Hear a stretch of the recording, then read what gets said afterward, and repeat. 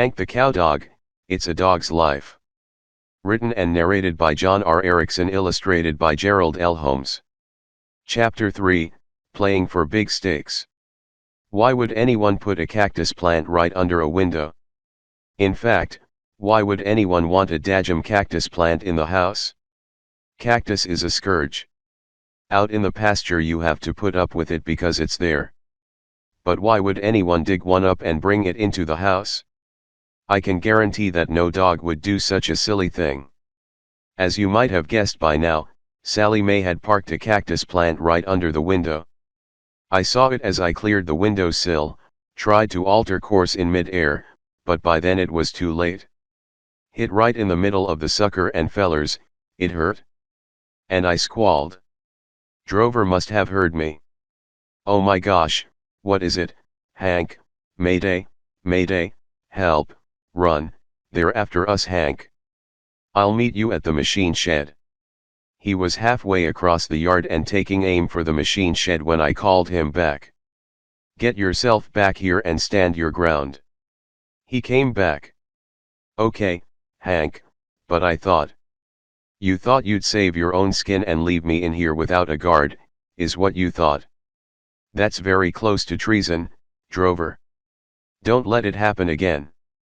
He took up his position under the window and I went on with my investigation, which was none too easy since I had cactus spines in my brisket and front paws. It's not easy to limp on both feet at once. The house was quiet except for the ticking of a clock. I crept through the living room, past a pair of high loppers, dirty socks and a recent issue of the West Texas Livestock Weekly. Near the center of the room I paused to study some photographs on the wall. There was one of Loper, another of Sally Mae, and another of the two of them together.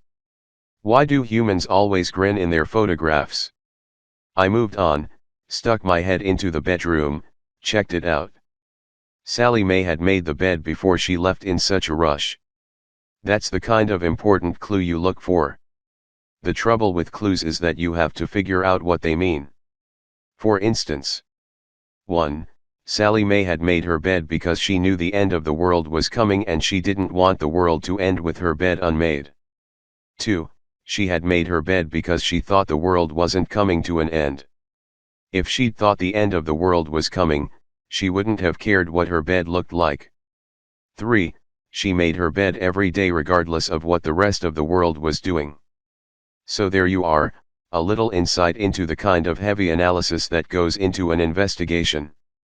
I tiptoed into the kitchen and started looking around for the telephone. According to Pete's testimony, Sally Mae had written on her calendar while she was talking on the phone. Hence, the calendar had to be close to the phone.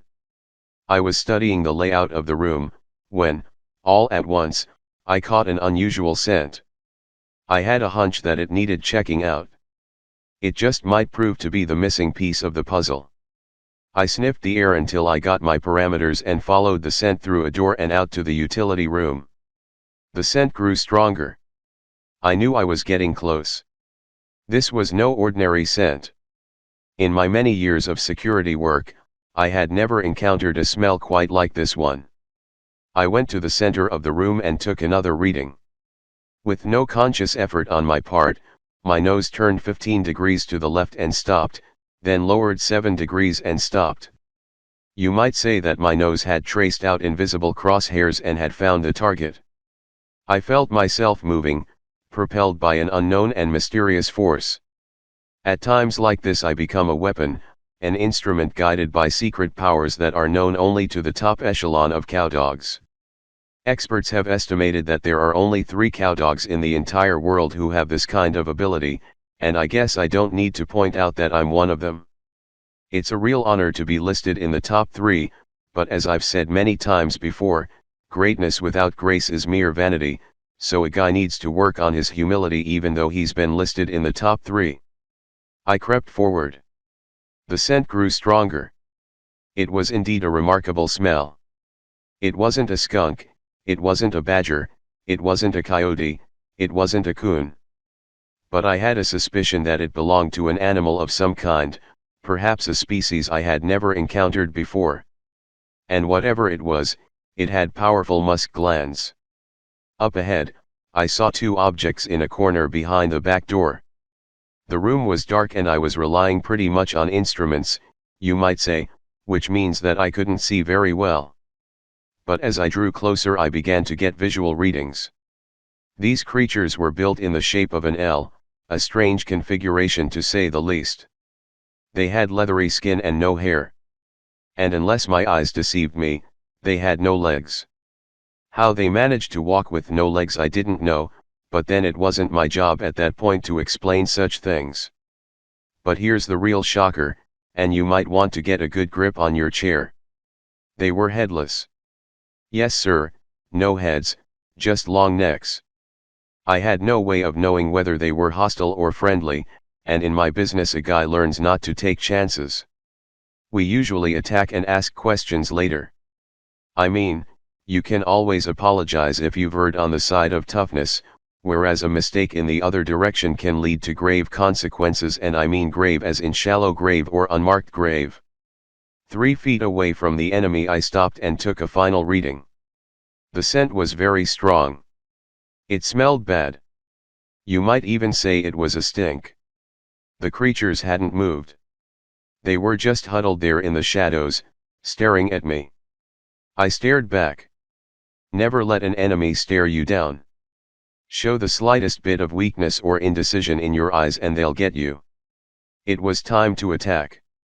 I coiled my legs under me and flew through the air, buried both of them under my weight, knocked them to the floor. They must have released their musk because I could hardly stand the smell. I fought and slashed until I felt their bodies go limp. Then I stepped back and was a little surprised that there wasn't any blood on the floor. But what surprised me even more? I don't know how to say this. It was a simple case of mistaken identity. It could have happened to any dog, and remember that it was very dark on the back porch. What I'm driving at is that the creatures turned out to be an old smelly pair of high loppers cowboy boots. Why Sally Mae allowed them in her house I don't know, but I can't take the blame for that. I mean, I was doing my job and never mind. You'd think that when a pair of boots got that old and rank, somebody would throw them away. Well, I'd wasted some valuable time. I had to get back to my investigation. I went into the kitchen. I was in the process of checking out the walls and conducting a search for the phone and calendar when I caught another scent, the kind that makes your mouth water. My ears shot up and my eyes got big and I went to sniffing the floor, the cabinets, under the dinner table, and the more I smelled the better I liked it. It was driving me nuts, it smelled good. At last I went up on my hind legs and looked on top of the table.